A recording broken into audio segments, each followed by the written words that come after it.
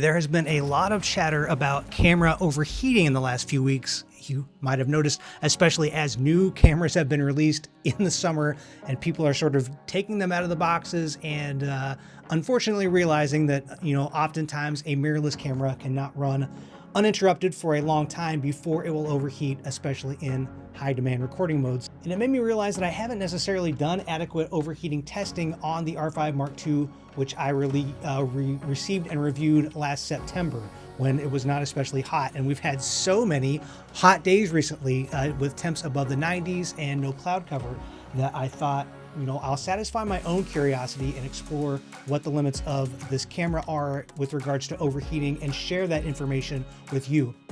So in order to satisfy this curiosity, I had to overheat my personal R5 Mark II probably about 25 times and to conduct and collect hours of footage to do hours and hours of testing. So if you appreciate that act of stupidity, I hope you will give this video a thumbs up and stay tuned to hear as I share the results of my testing, because I think there's information here that is of interest to both people who are considering using the R5 Mark II in a high stakes, high heat situation, but as well for people who may have written off the R5 Mark II and might be saying, I'll have to deal with the concessions or limitations of an R5C, like not having IBIS or only shooting in C-Log 3, because the R5 Mark II would be an inadequate tool for certain high heat situations. I think for all of those people, there is useful information in the results of my testing, but I also want to share what I feel are my underrepresented opinions on the topic of mirrorless camera overheating. And so we're going to talk about all that stuff in this video. R5 Mark II, camera overheating. Let's go.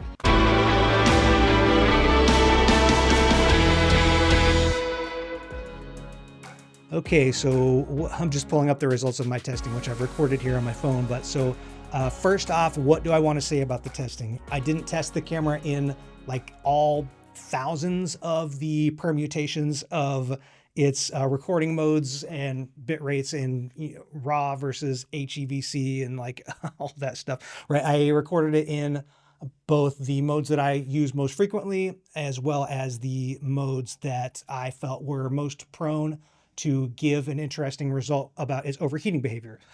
So in all, it looks like I probably tested this in about 10 different modes or combinations of modes. Unless otherwise specified, I did all the testing in the most brutal conditions that I could muster, which were temperatures between 90 and 93 degrees Fahrenheit with the camera placed in direct sunlight.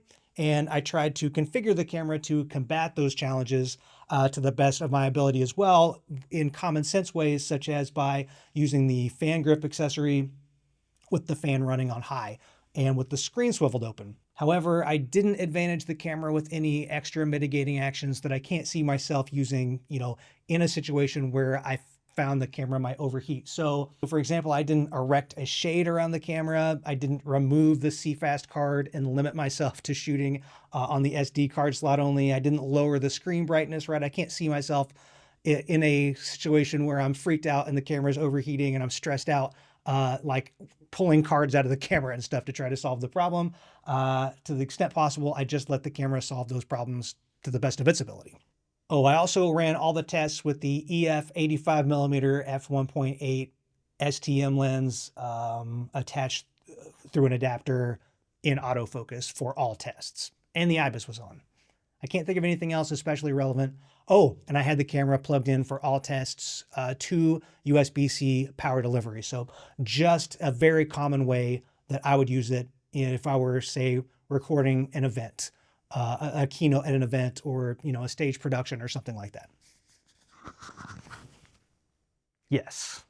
Okay, so the very first thing that I wanted to do was to establish a baseline for the R5 Mark II's overheating in 4K. So I wanted to test my assumption that the camera will run indefinitely in any environment in the standard 4K mode. So not the oversampled mode, the 4K that is sort of line skipped, pixel bend or whatever, that reads out in only the native 4K resolution.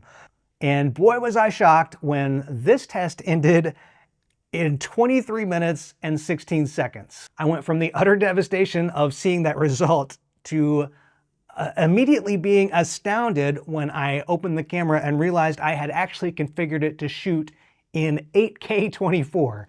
So for some perspective, a lot of the conversation that's going around about camera overheating relates to the new Panasonic cameras and testing where people will pull them out of the box, put them in the sunlight, and they will overheat in like a 6K mode in like 5 or 6 minutes. And so for this camera to run right in direct sunlight at, in this instance, 91 degrees in its highest resolution mode for 23 minutes and 16 seconds actually really set some higher expectations for what I might hope to discover in the course of the continued testing. So there's one test that I actually didn't have to repeat, 23 minutes and 16 seconds in 8K 24, and it allowed me to move directly into testing the second baseline that I wanted to get out of all these tests, which is, right, first I wanted to see how the camera will perform if set to standard 4K, right? Can it record indefinitely? And secondly, I wanted to see what the recovery of the camera was like if it did overheat. So if, for instance, I accidentally or incidentally started recording it in a different recording mode, or if I had been using it for some other use and the camera overheated, what is the procedure like to recover the camera by putting it into standard 4K 24? And that is the second test that I moved into after accidentally overheating the camera in 8K. So I gave the camera a 5-minute cooldown, put it into standard 4K 24, again, non-fine. In this video, I will say standard 4K, meaning the non-fine 4K. And it ran for 9 minutes and 42 seconds, right? So I would call that probably not a useful recovery procedure. And then after overheating it, at that point, I gave the camera a 15-minute cooldown, after which point there was not even a temperature indication showing up, and the camera ran for an hour and 33 minutes in standard 4K, at which point, after all this testing, the sun was setting, but I feel confident that if I can cool down the camera for a period of maybe 10 to 15 minutes after overheating it, switch it into the standard 4K, right, so that there's no temperature indication, and start recording again, that the camera will very likely record indefinitely, even in direct sunlight at a temperature of 91 degrees.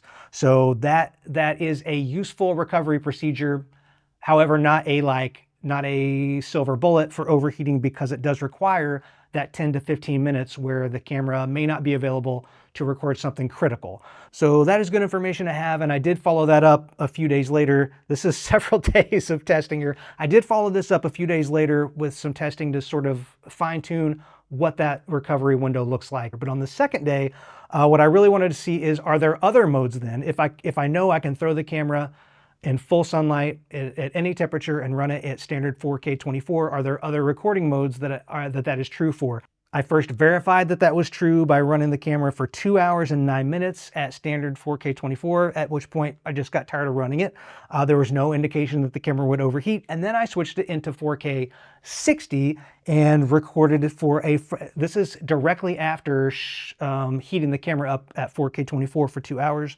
The camera ran at 4K 60 for an hour and 53 minutes. So I think that is also an outstanding result to be able to record in 4K, not only at the 24 frame per second frame rate, but also to shoot at overspeed at 4K 60 and have no indication of overheating. So on the third day, I started moving into modes that I would be more confident to overheat the camera, starting with 4K 60 RAW. It ran for 8 minutes and 32 seconds. And I did a test in 4K 24 Fine, which ran for 22 minutes and 34 seconds. And that's when I realized that I had run both of those tests, neglecting to turn the fan back on after a still shoot that I had done that day. So what I think is useful here is to sort of take a consideration for how much benefit this fan is actually providing in the situation where the camera is in a high heat situation in direct sunlight.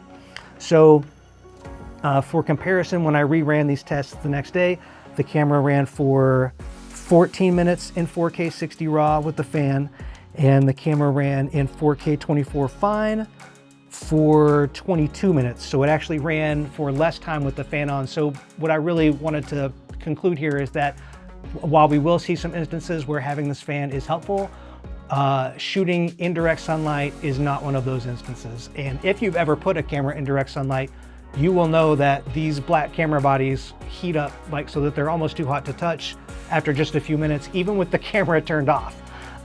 So it's just, they are very good at absorbing sunlight and turning that into heat. And the camera fan, I think, is not designed to help for that. And it is not very helpful in extending run times when the camera is in direct sunlight. On this day of testing, I also wanted to see how long the camera would run in 4K 24 RAW as opposed to 4K 60 RAW, and that did prolong the recording time considerably. It ran for 45 minutes and 25 seconds, so over 3 times as long as it would run in 4K 60. However, I would say not long enough to record an entire event in 4K 24 RAW. Actually, I had this curiosity because a potential client had reached out to me asking if I could record a concert entirely in RAW. And I said, sure, I could do it, knowing confidently that I had my C70 for that purpose. But I was curious in doing this testing if the camera would even potentially be able to do that. And while I'm confident that it could definitely tackle that job if the camera were in the shade, we'll talk a little bit more about shade and direct sunlight later. I don't know for sure that if I showed up to shoot that job and there were no shade available, that the camera could record an entire long event in RAW. But I wanted to find out about shade, so the next day, the only test that I did, it was again in the 90s, and I wanted to see how well the camera might do in shade, but there wasn't consistent shade available. I put the camera in my garage, and in the garage, out of direct sunlight, with the fan running on high, and with it actually being 100 degrees inside my garage because it's not climate controlled, the camera ran in 4K fine for 42 minutes and 16 seconds before it overheated, strengthening my conclusion that the fan is not very well equipped to deal with the overheating the camera may do due to its being in direct sunlight, but also that the sunlight is a much bigger driver than the air temperature of the camera's overheating behavior. So for comparison, in direct sunlight, the camera ran for 22 minutes in 4K fine, less than half as long as it ran when it was in the shade, even though when the camera was in the shade, it was 9 degrees hotter. I'll put that on the screen to try to clarify that more. But in short, it confirms that the major driver of overheating in these tests has been the camera's exposure to sunlight. In fact, if these numbers are depressing you, it's worth clarifying that if I run this camera, in a climate-controlled room, I can run it in almost any recording mode indefinitely, as long as I have the fan accessory attached. That's been overheating inside has never been a problem for me, and even outside in warm temperatures, if the camera's in the shade, I can record in pretty much any of the common recording formats that I use, including 4K 24 fine and 8K, almost indefinitely. And lastly, I had a curiosity as to whether I could recover the camera by switching it into 4K 24 standard sort of at the time that it starts to overheat and run it indefinitely in 4K 24 standard without it subsequently overheating again, with the only disruption to the recording being the time that it would take me to make that mode change. And so maybe I could stop at the, between speakers at an event or something like that. And so what I did was I monitored the camera as it overheated in 4K 24 fine and waited for the tally light to start blinking. Right, so that might be an indication that would be useful to me as an operator to get my attention that, oh, this isn't what I'm doing isn't working and I need to switch modes now, right? So that is an indication that you get before the camera actually overheats.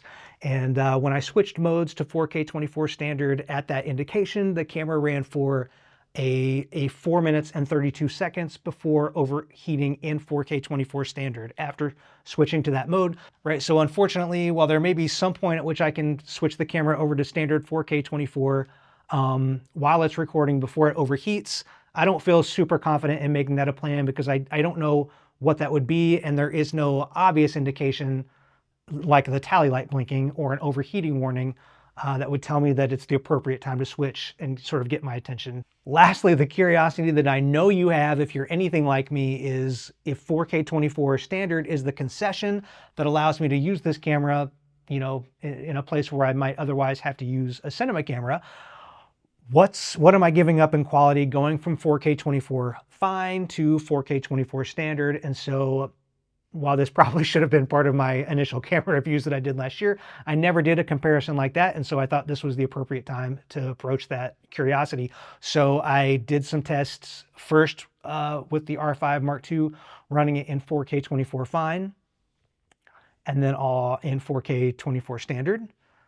And then I switched the camera to 1080p to see if I could establish that 4K 24 standard is something higher quality than 1080p, even if it's not quite as high quality as 4K 24 fine. But really, I wanted to see what all these modes look like so that I could determine what is an acceptable quality for my productions. But to answer that question, what I really needed to know was how the 4K 24 standard compared to the 4K from a native 4K camera like my C70. So now I've got 3 comparisons for us to look at on the screen, looking at 4K 24 fine, 4K 24 standard, and native 4K coming out of my C70. Hopefully you appreciate this comparison to help you justify for yourself whether the 4K 24 standard is a viable option if you need the camera to run without overheating, potentially alongside other cameras or compared to other work that you deliver. So what I'd hoped to do in sort of a process of presenting a conclusion was to compare the R5 Mark II to other cameras. And, my testing was reasonably rigorous and in-depth and consistent, and I didn't quite feel like it was fair to potentially cast another camera in a favorable or unfavorable light compared to my rigorous testing. So while there may, at some point arise an opportunity where I can, rent some of the more popular cameras that are out and make a more in-depth comparison video, shootout style, sort of comparing the R5 Mark II to the other offerings that are available to you. Right, suffice it to say as a conclusion that it's great that I can run the camera in 4K 24 and 4K 60 confidently, indefinitely, in any, worst case scenario. However, as to be stipulated that the overheating trouble that a lot of other cameras run into is because they will oversample the footage in 4K 60, which the R5 Mark II doesn't do, right? I've been impressed with the R5 Mark II's 8K footage performance, both in my experience where I've used it, sort of on the job, and found that I've been able to shoot it indoors or in the shade pretty much indefinitely with the fan attachment. But I don't know how to compare that to other 8K cameras overheating performance without running them directly side by side in exactly the same conditions. And lastly, I was relieved to see the result that I can give the camera a modest cool down of 10 to 15 minutes and put it directly back into service indefinitely at the 4K 24 standard recording mode. However, I wish that Canon did something that could alert me to the appropriate time to make that switch so that the camera could be run in that mode without the need for the cooldown period. I think that there is some room for improvement there in like the notification system that would allow that to be possible, and that would be freaking awesome. So in the end, there are pros and cons. I suspect the camera has a leg up on competitor cameras in most modes, where there may be some modes that provide some exceptions. And I've been pleasantly surprised to find that there are more uses than I had expected where I can put the camera into indefinite service. And it's been good to feel out the contours of where I shouldn't expect the camera to operate like my cinema camera. And that leads me into a little conversation I'd like to have about how the overheating issue with mirrorless cameras is discussed in the review space, where it is common that I will hear comments like, well, if you buy a mirrorless camera, you shouldn't expect it to perform like a cinema camera and record indefinitely in any environment. Even if it has a fan, even if you have to spend $400 extra to put a fan on it, you still shouldn't have that expectation. And I'd like to temper that a little bit, or at least take some other information into perspective, because I don't think it's fully fair to blame consumers for their expectations based on how cameras are marketed, or I think how cameras are engineered as well. So I think the first assertion that annoys me, but that I hear all the time, is that there's extra value in cinema cameras, and that's why they're so expensive. And so consumers should be happy to pay for that extra value. I don't know when the last time is that you had tried to advise someone on a camera that they should buy for their purposes. But that is a very tough pill to swallow if you are walking them through the process. So a camera salesperson can probably relate to what I'm about to tell you, but I know I advise businesses frequently on helping them buy camera equipment that will accomplish their needs. And so, right, do you need good low light? Okay, yeah, well, that steps you up a couple $100. Do you need this? Do you need that? Do you need stable footage? You know, do you need a camera that's easy to use? And in Canon cameras particularly, right, that you can step the customer up through series of progressions, $200, $300, $400, $500 increments to accomplish different needs. And when you get to a customer who needs a camera that can run for a long time to record their events or etc., suddenly you take this jump from like a $2,000 proposition. Keep in mind, this customer has come to you expecting to buy a camera for like $500. It's going to do everything they need. And you've sort of had to step them up to like a $2,000 camera package with the lens and stuff to accommodate more advanced needs.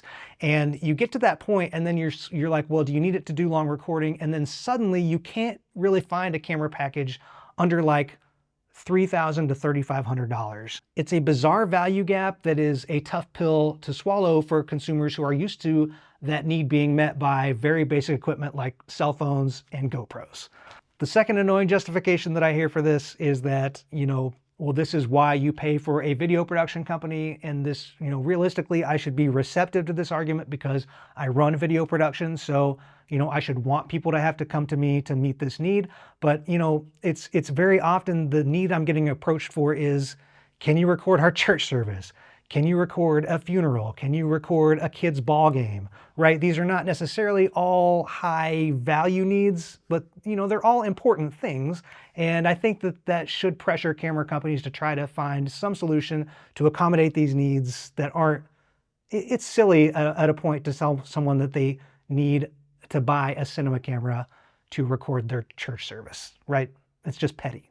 And lastly, when you come at me as a video producer and tell me that I need to pay more for a camera that can do indefinite recording, that is also kind of annoying and condescending because, especially if I'm living in the Canon ecosystem, which I like the image quality of Canons, I like the cameras, the user experience, but the Canon camera selection is not what it used to be. So where is my 8K shooting camera with IBIS that shoots in C-Log 2 indefinitely, right? There's just not one. The Canon lineup is too sparse. And, you know, that basically what I described is a Sony Burano, but there is no Canon Sony Burano, right? There's not an answer. Just buy a more expensive camera, especially in Canon, but I think really just outside the Sony world, pretty much, just is not always the right answer. And so especially if Canon is going to slim down their lineup, which I think, I'm not annoyed by that, right? There has been a time when there were 15 different Canon DSLRs and a C100 and a C200 and a C70 and a C300 and a C500 and a C700, right? That's not the way Canon is. And I think if anything, Sony's lineup is perhaps a little too confusing, right? But if I need to step up the Sony camera ecosystem to get some special feature, there's that next camera at the next sensible price increment. If Canon's gonna run the slimmed down lineup that they run now, the answer can't be, well, I just need to buy a more expensive camera. That camera, for all intents and purposes, may not even exist. So I think it is incumbent upon Canon, if they're going to offer this more slimmed down set of offerings, that they need to make sure that the feature jumps are sensible and that the baseline, again, things that can be done by iPhones and GoPros, are really covered across the board, because there's no camera that does what this camera does that I can jump up to if I need prolonged recordings. But all in all, I would prefer to just leave consumers responsible for their expectations, but make sure that manufacturers are responsible for what they engineer and develop in terms of products and product lineups. Because I think there is a lot of improvement that can be made in transistor efficiency for these cameras that have been running on very similar technology platforms and manufacturing platforms for decades, in some cases, right, so that they are more aligned with the energy and heat generation efficiency of modern computer electronics. I think there's a lot of improvement that can be made there. And if that improvement is made today, then that means that the cameras that are available in 5 years can meet the demands that will be placed upon them, especially the price demands, as this industry and this service becomes worth less and less due to other technology prices dropping and roles being filled by artificial intelligence. So anyway, that's my thoughts on that. And I know if we only put the onus on consumers, then the problem will just become circular, and the whole camera industry, in my opinion, will be in a bad state in short order. So I'm happy to put a little extra pressure on these corporations to make sure that they're designing and manufacturing products that meet our needs today and in the future. And that's all I have to say on this topic. I hope that something here was useful to you as you plan for your purchases or you're shooting with the R5 Mark II or whatever camera system you have. And if you have questions, I think maybe if there's a test that I could squeeze in while we still got some super high temperatures, maybe I could squeeze 1 or 2 tests in. So if there's something I didn't test, you drop me about that in the comments. But until I see you guys next time, you keep an eye out and a foot forward. And thanks for watching. Bye. This is full HD 1080p standard. Not fine. It's not fine. My neighbor thinks I'm crazy. It's not fine.